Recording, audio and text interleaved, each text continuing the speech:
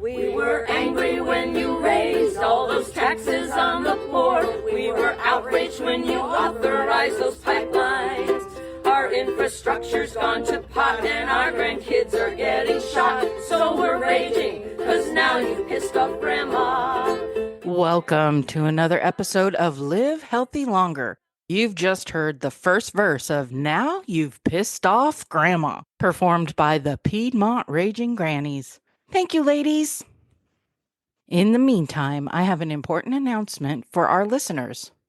Dr. Jim Polikoff has decided he must speak out about harmful acts and division that are endangering our country. As a result, he's hosting a new podcast, Boomers for America. This new weekly podcast demonstrates how the baby boomer generation can lead our nation in overcoming dangerous challenges and heal our division. Dr. Jim will continue to host episodes of Live Healthy Longer, but we are encouraging our loyal audience to reach out to family members, friends, and neighbors and ask them to tune in to Boomers for America. Here are our boomer grannies with one more brief verse to explain why. Social Security's in danger and our Medicare is too. Folks are dying every day for lack of health care. You keep prisoners locked in cages, workers can't get living wages. This is cruel and we're really pissed off grandmas. Now here's our host and popular podcaster, Dr. Jim Polikoff, to shine the light on today's greatest healthcare crisis. This is Dr. Jim Polikoff, and just like the sweet grannies we've heard singing, I too am pissed off. I can no longer simply remain on the sidelines as we are confronted with overwhelming challenges that threaten the needs, well-being, and stability of our nation. Furthermore, Americans have never been more divided. As a healthcare professional, I feel compelled to help and find ways to heal our country. As a result, while I will continue hosting Live Healthy Longer episodes, please do join me in my new podcast series, Boomers for America. Now, you might be curious about the title. The majority of you who are listening are mostly members of the baby boomer generation, as am I.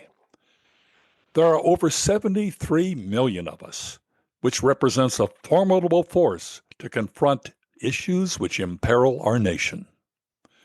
Of course, boomers are as politically divided as any other generation in our country. But I happen to be a registered independent voter, and I'm determined to host episodes which are autonomous in nature. I believe it's not about left or right, but instead doing what's right. So I hope my audience will join me as we tackle America's most pressing challenges each and every week. Simply come to our new website, boomersforamerica.com.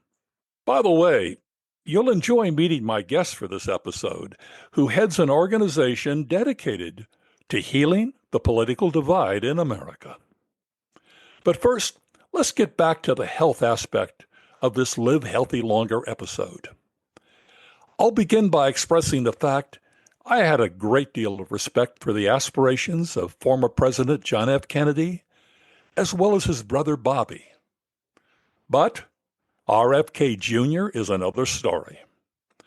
Unquestionably, I'm convinced that his father and uncle would be ashamed of the chaos and pain he is unleashing on America. This is not a left or right issue. Robert Kennedy Jr. is a lifelong Democrat and now works for a Republican administration. My problem with RFK Jr. is the hurt he is causing for the citizens of our country. RFK Jr. oversees 13 health and human services agencies, which include the Centers for Disease Control and Prevention, the Food and Drug Administration, and the National Institutes of Health. Kennedy has now eliminated some 20,000 jobs. That's 1/4 of this important department's workforce. Now, he recently commented that 20% of these cuts were a mistake and some will be rehired.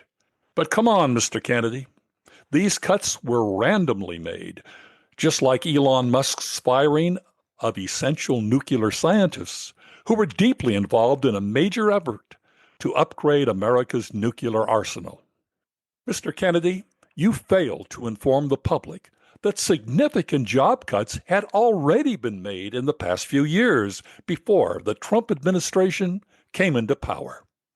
So your Department of Health's workforce was already lean before you slashed key staff members and department heads with vital tasks to protect us. For example, RFK Jr. fired some 2/3 of the National Institute of Occupational Safety and Health. Their jobs are to protect our nation's workers. Big layoffs also include members of the CDC, who research and find ways to combat disease. I can assure my listeners that without their research expertise, another COVID outbreak is just around the corner. In fact, RFK Jr. just cut $11 billion in funding for further COVID research. Additionally, Kennedy's cuts are leaving America more vulnerable to unsafe drugs and medical devices. And then there's pediatric cancer that's been taking a big hit. And please, let's not forget Alzheimer's. Considering that Alzheimer's disease is expected to more than double, these cuts become a major concern for we boomers as well as Generation X. So let's get down to some alarming concrete concerns. Kennedy is not a physician, and he has no medical public training whatsoever. In fact, he's made a name for himself in recent years as a vaccine disbeliever and continually promotes medical misinformation. But don't take my word for it. Instead, let's explore some facts. The measles outbreak, which recently began in West Texas, resulted in 40 patients quickly being hospitalized and an unvaccinated child dying. You may recall, Kennedy said at the time there was nothing to be concerned about. During an interview on Fox News, he stated he had heard about a miraculous and instantaneous recovery, which he attributed to vitamin A. He specifically mentioned cod liver oil as the safest application of vitamin A.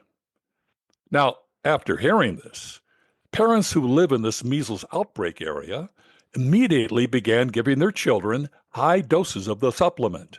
Right after RFK Jr.'s Fox News interview, drugstores in West Texas actually struggled to keep vitamin A and cod liver oil supplements on their shelves. And then, just a few days ago, another unvaccinated child died. Medical and scientific evidence confirms vitamin A cannot prevent measles. In fact, as a result of Kennedy's misinformation, physicians at the Children's Hospital in Lubbock, Texas, revealed they've now treated a handful of unvaccinated children who were given so much vitamin A that they have signs of liver damage. Dr. Susan Cressley, president of the American Academy of Pediatrics, emphasizes that vaccination is the most effective way to prevent measles. But this expert information fell deaf on Kennedy's ears, since it's not what he wants to hear.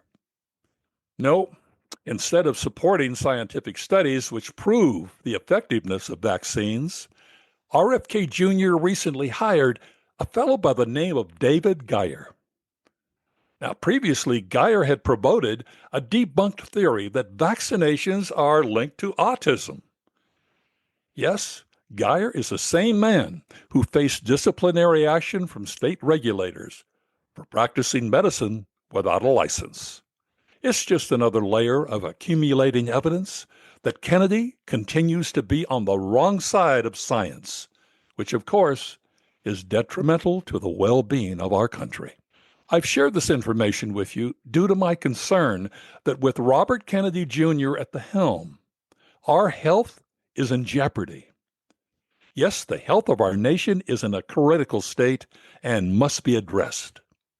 The good news is that recent polls and the highly successful hands-off assemblies in all 50 states not only proves a substantial number of Americans are upset, but that protesting can work, particularly over time. So let's not ignore our current healthcare crisis in protests.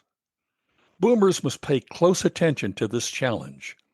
We have more at stake in this fight than any other generation. Ultimately, achieving what the majority of us want can't happen in the 2026 midterm elections. But nationwide voting is a year and a half away. In the meantime, we must make our voices heard. But it can also help to speak with your neighbors, who, by the way, may have a different point of view. Yes, it's important to speak out, but so is to heal the deep division in our country. One individual who's put his words into action to lessen our divide is my guest for this episode, Harry Gottlieb. Harry is the founder of Unify America and has discovered that by actually experiencing how much we have in common, division can be overcome. I believe you'll find my interview with Harry Gottlieb to be enlightening. Now, Harry, you launched Unify America in 2020. Your goal was to reduce contempt and teach Americans to work together. However, before officially launching, I understand you first took a look at the pulse of America. Tell us what you found. That we have, this sounds cliche, but that we have way more in common than otherwise. The question that I went on that trip asking was, are we really as divided as it seems? And I mean, the answer is no. We're just simply not. But we are. It's sort of like we're just looking at the wrong things. You know, we're divided over. I mean, basically, the animosity that we have for the leaders on what we imagine to be the other side, the political personalities on the other side.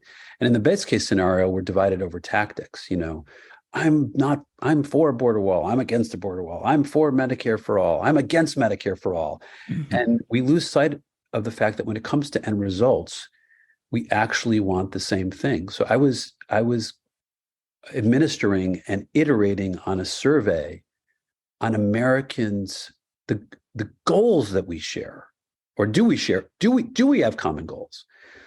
So things like, okay, we don't agree on Medicare for all, but do we all want a healthcare system that is high quality and affordable for everyone? Mm-hmm. Like, is that the end result we want to achieve? Well, way over 90% of Americans want that. So the border wall question, you know, a lot of disagreement on a border wall, but it turns out that the majority of us, the vast majority of us, think we should be able to know and determine who is coming in and out of the country. Most of us don't want an open border. We want to have some control. So it's, when you go through the various issues in the political sphere, if you ladder up, if you rise above the political personalities and above the tactics and say, what are the end results we want to achieve? It's like we agree on everything. I mean, it feels like we're at a beach and there is this beautiful sunrise in front of us, but we're turned around looking at the garbage can that's been kicked over on the beach and has spewed garbage on the beach and think that that's the totality of our reality. But that's a very interesting correlation. Now, within your website, the stated mission of your organization is to replace politics with problem solving. But I'd like to begin with the identification. What do you see are the problems today in America? Well, the problem that we're focused on is the problem of how we solve problems. So right now, the way that we solve problems can be broken down like this. Someone walks in the door with a solution. They propose a piece of legislation. A lot of people don't like that solution. And so the second step is there's a big fight about it. And the third step is we hope a compromise emerges that serves the common good. Of course, good luck with politics today, but anyway, please continue. Right. Well, that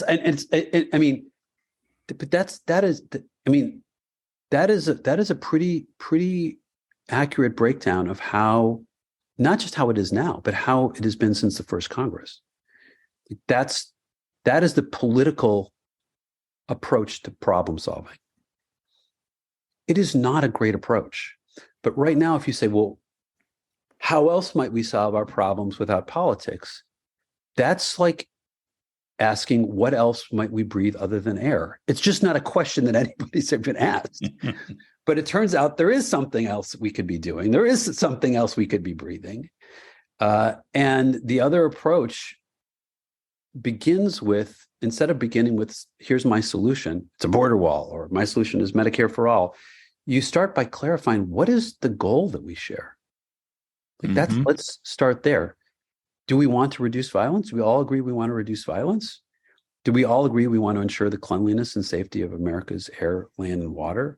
Do we want to make sure that those who are released with prison leave with the tools and opportunities they need to become productive citizens? By the way, these are all examples of survey questions from our program called the Unify Challenge, where citizens get together to talk about these things. Right, and I'm going to ask you about that, but basically you see the answer then to solving the problems is by basically being able to reach agreement on exactly what the problem itself is, and then obviously trying to discuss what the solutions are, correct? That's exactly right. You start the process very deliberately with what is our shared goal. And then the next step is, well, if we have a shared goal, we don't need to demonize each other. Now we're just talking about how to do it. And then you look at lots of different solutions and narrow down together through deliberation, which is what our founders wanted us to do, to deliberate from many solutions to a shared set of solutions and then implement that. Well, that makes a great deal of sense, no question. Now, you've stated, to quote you, well, somewhat quote you out of context, perhaps, but to break down the barriers that divide us, we need to become better versions of ourselves. And to do that, you've developed a civic gym. Is that where people sort of work out their differences? Well, it's the civic gym is, if we're going to solve our problems together, and I think it's clear, like, we're not going to solve our problems by fighting each other. So we need to develop and adopt a system by which we solve our problems together. In order to do that, we need to learn how to listen to each other better. We need to learn how to overcome our biases. You know, many of your listeners may be familiar with things like confirmation bias, like the tendency to only see evidence that confirms our own point of view, but also recency bias. If there's a lot of crime in my area that I've heard of recently, well, crime is out of control, but really crime may or may not be out of control. Maybe just what you've heard recently. There's all these biases that cloud our thinking and that can get in the way of good decision making. So overcoming biases. We need to understand how science works. When we think about decision making, we need to understand how data works in terms of decision making. We need to understand that there are lenses when we are making decisions, civic decisions, that we are always going to be wrestling with, like things like the relationship between responsibility and freedom. I mean, that comes up all the time when we're making policy. So the civic gym is, how do we become better versions of ourselves? How do we become clearer seeing? How do we listen to each other better? How do we work together better? How do we make wiser decisions together? So I think we'll get to the next point. Does it now relate to the beginning of the civic gym? Is this where your Unify challenge comes in? I mean, it sounds a bit aggressive, but apparently, does it work well? Yeah, so let me explain what it is. It's we bring two Americans together in a video conference, match them ideally so that they're really different from each other. If we can match them so that they're politically different and they vote differently, that's sort of the ideal. But otherwise, people who are unlikely to have met each other otherwise, that's our goal. And then we give them a series of these survey questions that they go through together about goals for the United States. And in some cases, it may be even more specific, maybe goals for the state. We did the Unify Challenge in Colorado, and we had goals for the state of Colorado. And people who have different perspectives, just one-on-one in this video conference, answer these survey questions. But before they answer them, they talk about them. They have the opportunity to say, well, I agree with this particular statement. And here's why. And it's like, well, I disagree, and here's why. And often these are conversations that lead one side or the other to, if not change their point of view, at least deepen their understanding of the issue. And they're always civil. I mean, we've done and to the other person's point of view as well. Understanding how someone feels and thinks is so important to ultimately getting to know them better, and then hopefully, if you've identified the problem, getting closer to the solution, correct? Yes, that's exactly right. I mean, we have to be able to talk to each other. It turns out it's not nearly as hard as we think. People are very nervous about talking to people who've got a different kind of voting history than they do. But you put two people together, we are built to get along in one-on-one situations without groups at rallies and people pushing us around, but just two people together. It's amazing how well people listen to each other, are respectful to each other. You don't really need to do much. You don't have to sort of scold people into doing the right thing. We sort of just do it naturally. Well, you can learn more about Harry Gottlieb's approach to healing our nation's division by going to his website, unifyamerica.com. I'll be right back with some concluding words that you just might wish to hear. You can find out more information about Unify America, along with other enlightening podcasts and informative blogs, by coming to our website, jamespolikoff.com. Remember, a new episode of Live Healthy Longer is broadcast each and every Wednesday on 22 audio platforms, including Spotify, iHeart, Google, as well as YouTube. But the easiest way to get us is on our website. Visit jamespolikoff.com. That's James, Polakakof.com. And remember, let your family members, friends, and neighbors know about Dr. Jim's amazing new podcast focusing on the challenges that face our country. Have them join us at boomersforamerica.com. Now back to Dr. Jim. I'd like to leave you with two quotes and a final thought. To demonstrate my sincere intentions to listen to all persuasions in podcast episodes to come, let's begin with the words of a cherished Republican senator, John McCain. He said, "Americans never quit. We never hide from history. We make history." Senator McCain was so correct. While we may wonder if protesting really works, I call your attention to the Vietnam War demonstrations, which forced the then President Lyndon Johnson not to seek another term. When congressional candidates become concerned about their reelection, they might often find the spine to speak out, rebel, and vote for new policies which reflect the actual will of the people. On the other side of the aisle, it was Senator Cory Booker, during his 25-hour blockbuster speech, who said, "I rise tonight because silence at this moment of national crisis would be a betrayal of some of the greatest heroes of our nation." Of all of our country's generations, we boomers have lived the longest, seen the most good and bad, and should by now know better. It's really up to us during this time of crisis to lead. This is Dr. Jim Polikoff, reminding you that together we can make a difference. Together we can heal. Thanks for joining me. And thanks to the grannies who remind us what we must do. We were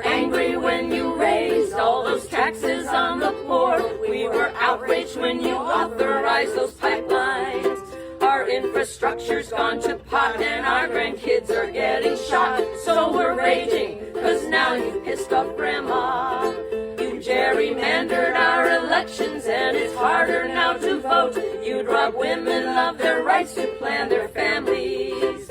Gay or straight or trans or poor, we're worse off than we were before. You've ignored us, so now you pissed off Grandma.